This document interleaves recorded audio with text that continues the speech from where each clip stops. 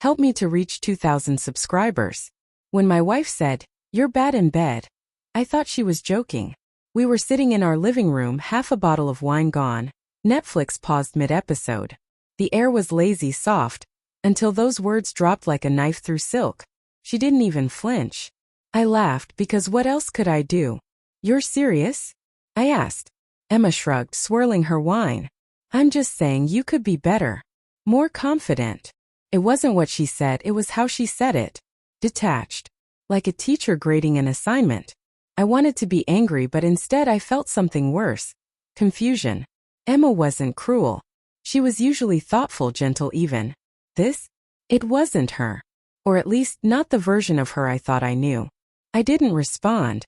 I just sat there, heat burning under my skin. The clock ticked loudly. She smiled faintly, kissed my cheek and said, "Don't take it personally. I'm just being honest." But I did take it personally. Every word of it. The next week, Emma hosted her usual Saturday night get-together with her two closest friends, Lisa and Harper. The kind of night filled with charcuterie boards, candles and soft jazz humming in the background. I usually gave them space, but that night I stayed. Maybe part of me wanted to prove I wasn't bad in bed. Maybe I just wanted to feel included again. To see if I could read between the lines of whatever was changing between us. The wine flowed and laughter followed. I sat across the room scrolling on my phone, pretending not to listen, but every word reached me. Then out of nowhere Lisa said, "You two have such great chemistry. I always tell my boyfriend you're the model couple." Emma's laugh came sharp, almost mocking. If only he were as good in bed as he is at fixing leaky faucets. The world seemed to tilt. Lisa froze, wine glass halfway to her lips. "Emma," she said softly, "that's not fair." Emma rolled her eyes. "Oh, come on. We're all adults." But Lisa's expression changed. She wasn't laughing anymore. She looked uncomfortable, guilty even. Then she said the sentence that made everything inside me collapse. "That's not true."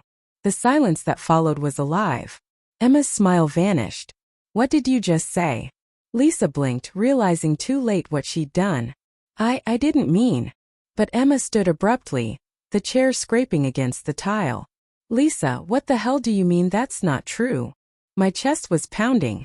My mind was blank, but my body was cold. I looked at Lisa, searching her face, and in that moment I knew she wasn't denying the accusation. She was defending the wrong person. Emma turned toward me, panic flashing in her eyes. "She's drunk," she stammered. "She doesn't know what she's saying." Lisa buried her face in her hands. "Emma, stop. Please." "Stop what?" I asked, my voice trembling. "Lying." Emma's lips parted, then closed again. She looked small, fragile, cornered. "It wasn't what it looks like," she whispered. But the words were meaningless. I didn't sleep that night. I sat in the kitchen long after they left, staring at the pattern of light on the table. Every sound in the house, the creak of the floorboards, the hum of the fridge, felt foreign, like I was living in someone else's life. At 2 a.m. Emma came in. Her eyes were red, makeup smeared. She sat across from me without a word. For a while we just listened to the silence. Finally she spoke. "It happened once.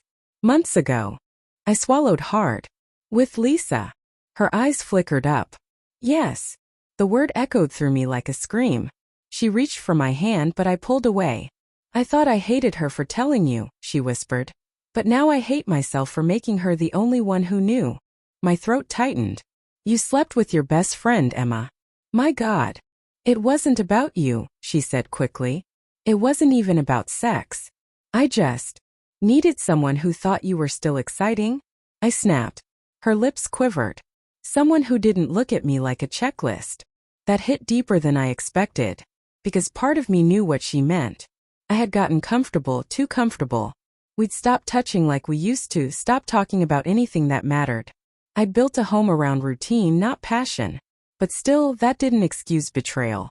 "I told her it was a mistake," Emma whispered. "She ended it. We never talked about it again. Until tonight." I wanted to scream. Instead I asked quietly, "Did you love her?" Her silence said everything. The next few days were a blur of numbness and rage. I stayed in the guest room. She texted me from down the hall. Apologies, explanations, promises. But the thing about betrayal is it doesn't fade with time. It mutates. One evening I came home early from work and found Emma sitting on the couch, phone in hand staring at a message. She didn't notice me at first. I saw Lisa's name on the screen. Her thumb hovered over a message that read, "Can we please talk? I miss you." I said nothing. I just turned and left. That night I packed a bag. When I told her I was leaving, she didn't beg.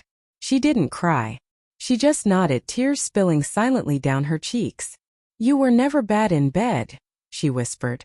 I was bad at being honest. I wanted to hate her for that. But all I felt was emptiness. Weeks passed. I moved into a small apartment downtown. I started therapy. I stopped checking her social media. Then one afternoon I got an envelope in the mail. No return address. Inside was a single piece of paper, handwritten in shaky ink. "I thought you should know." She tried to fix it. She ended things with me for good this time. Don't blame her. I was the one who couldn't let go. No name, but I didn't need one.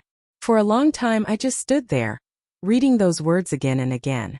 It should have made me feel better, but it didn't. It only made everything real again.